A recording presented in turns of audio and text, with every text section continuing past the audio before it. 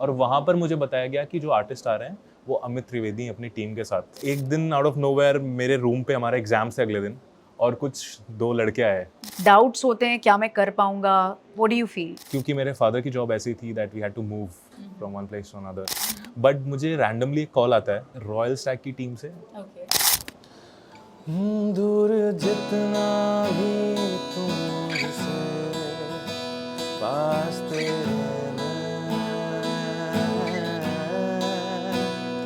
अब तो आदत सी है मुझको ऐसे जीने में। Today on Fever Soundbox with me, I have none other than Prasann. Can we have a round of applause for Prasann, guys? Prasann, right now all the way from Manipal. What is this journey exactly? So music is something that I've already thought of doing in my life, but initially मैंने सोचा नहीं था कि मैं full time music करूँगा. And but as I got into my college, I started pursuing it थोड़ा ज़्यादा seriously. The opportunities I got there kind of make me pondered into thinking कि हाँ I can do this. And जब मुझे Amit Trivedi sir से खुद मौका मिला तो I got an offer from him कि मैं उनके साथ छोटा मोटा कुछ काम कर पाऊँ. Although I couldn't because of my college, मैं छोड़ नहीं सकता था. But then I kind of started taking it seriously. That's great. So you reached Manipal, engineering की पढ़ाई चल रही है, and in the middle of that, suddenly your friends get to know कि भाई ये कितना अच्छा गाता है. What was happening that time? क्या हुआ कि जब मैं पहली बार गया था तो कोविड जस्ट खत्म हुआ था. सब लोग थोड़े से डरे डरे से रहते थे वहाँ पे. एक दिन आउट ऑफ नोवेयर मेरे रूम पे हमारा एग्जाम से अगले दिन और कुछ 2 लड़के आए. वो थोड़ी शायद रैगिंग करने आए थे, बट उन्होंने गिटार देखा और उन्होंने बस बोला कुछ सुना. उन्होंने सोचा होगा कि कुछ सुनाएगा है वहीं, बट हाँ मैंने गाया और उन्हें काफ़ी पसंद आया और फिर पूरा हॉस्टल आके मेरे रूम में बैठ गया था. But was it like music आपकी चाह थी from beginning, or was it that कि when you were entering college and you were already in the mood? बचपन से तो सोचा नहीं था कि मैं सिर्फ म्यूज़िक में इतना ज़्यादा इन्वॉल्व हो जाऊँगा. कहीं ना कहीं मेरे पापा की चाहत थी शायद ये, क्योंकि वो करना चाहते थे बट कर नहीं पाए. बट जब मैं बचपन में मैंने करना शुरू करा, मेरे को बचपन में बहुत छोटा था, आई गेस केजी में था, तब मेरी मम्मी ने मुझे हारमोनियम क्लासेस में डाला था. बट क्योंकि मेरे फादर की जॉब ऐसी थी that we had to move from one place to another, तो मैं कभी ट्रेन नहीं हो पाया. बट जब मैं कॉलेज में गया तो काफ़ी एक्सपोजर मिला और फिर मुझे थोड़ी सीरियसनेस आने लगी इसके लिए. ऑल्दो टिपिकल इंडियन फैमिली की तरह मेरी फैमिली बस चाहती थी कि मैं हॉबी की तरह करूं और मैं इसको बस अपने रिलैक्सेशन के लिए रखूं. बट फिर मुझे इसमें इतना मन लगता था कि कहीं ना कहीं मैंने सोचा कि क्या लगता है, does it feel challenging as a budding artist? कभी डाउट्स होते हैं क्या मैं कर पाऊंगा, what do you feel? Doubts तो हर इंसान को होते हैं अपने करियर में, बट क्लटर के साथ साथ मुझे लगता है कि अपॉर्चुनिटी भी कितनी है. आज से 10 साल पहले मैं अपना गाना खुद रिलीज करूंगा ये शायद मैं सोच भी नहीं सकता था. Let's dive into the day जब आपको मिली वो opportunity to open for Amit Trivedi, and Amit Trivedi being one of his most favourite artist.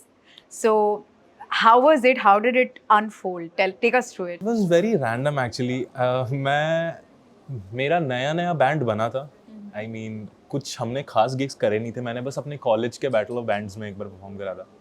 But मुझे रैंडमली एक कॉल आता है रॉयल स्टैग की टीम से.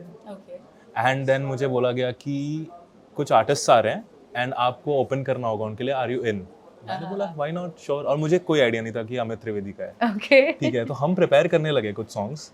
एंड जो भी ये होने वाला था उसके कुछ टाइम पहले मुझे उनके सेट पे बुलाया गया और वहाँ पर मुझे बताया गया कि जो आर्टिस्ट आ रहे हैं वो अमित त्रिवेदी अपनी टीम के साथ. और फिर I was just blown away कि oh my god Amit Trivedi के लिए मौका मिल रहा है मुझे करने का. एंड देन हाँ ये हो गया एंड मैं बैक स्टेज में था, उन लोगों के साथ बात करने का मौका मिला and it was surreal. How was that? How was it talking to the Amit Trivedi? It was great actually. I just remember उन्होंने he liked my name. Wow. So I want to ask you कोई एक ऐसा गाना which you'd like to perform here for us right now, that is kind of close to your heart. Okay, I can actually. Go for it. मैं आतिफ असलम का बहुत बड़ा fan हूँ. Okay. और ये काइंड ऑफ मेरा गो टू सॉन्ग भी है. दूर जितना भी तुम मुझसे पास तेरे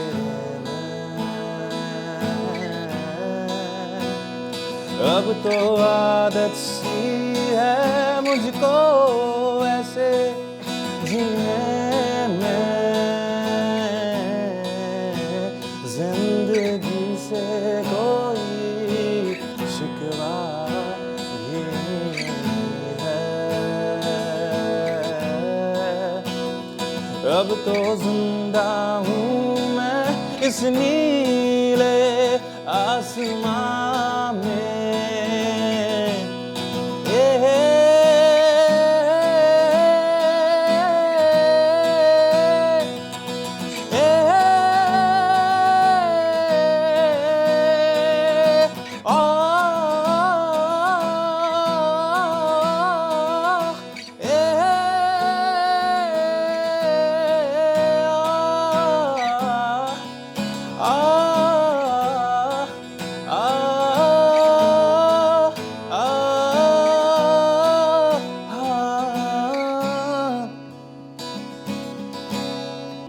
That's amazing.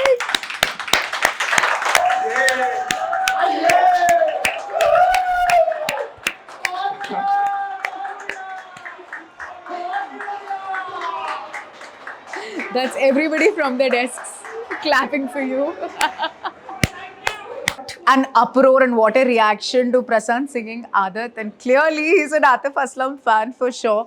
And I have to say now, coming on to your first original, Odle, कभी plan किया था to actually make your own songs and suddenly you came up with Odle? Did you ever plan on doing this? नहीं, मैंने कभी plan नहीं किया था।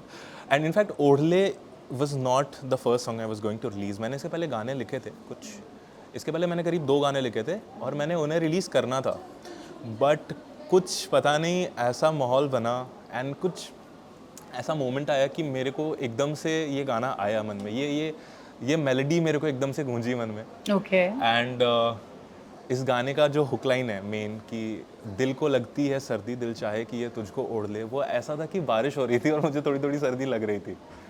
तो मेरे मन में आया एंड जैसे ही हुक लाइन मेरे मन में आया मैंने कुछ छोटी सी मेलोडी लिखी एंड वो धीरे धीरे करते करते कुछ 1-2 हफ्ते में इसका अरेंजमेंट वगैरह बनाया, बट देन इसको पूरी तरह से एग्जीक्यूट करने में मुझे काफ़ी लंबा टाइम लग गया।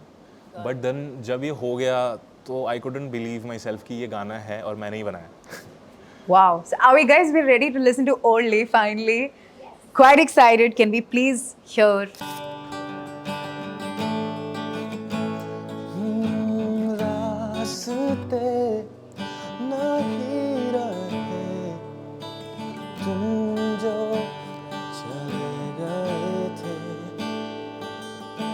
सांस भी ना ले सके तुम जुदा जो हो गए थे। घर नसीब तुझसे मिलने दे, तेरी दूरियां अब ना रहे, पूछूं मैं तुझसे मुझे फिर थाम ले, यूं खामोश खड़ा क्यों बता,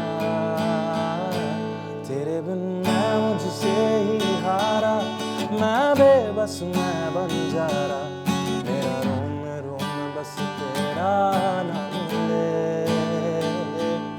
क्यों इश्क मेरा बेदर्दी, दिल को लगती क्यों सर्दी, दिल चाहे कि ये तुझको ओढ़ ले, तुझको ओढ़ ले, तुझको ओढ़ ले।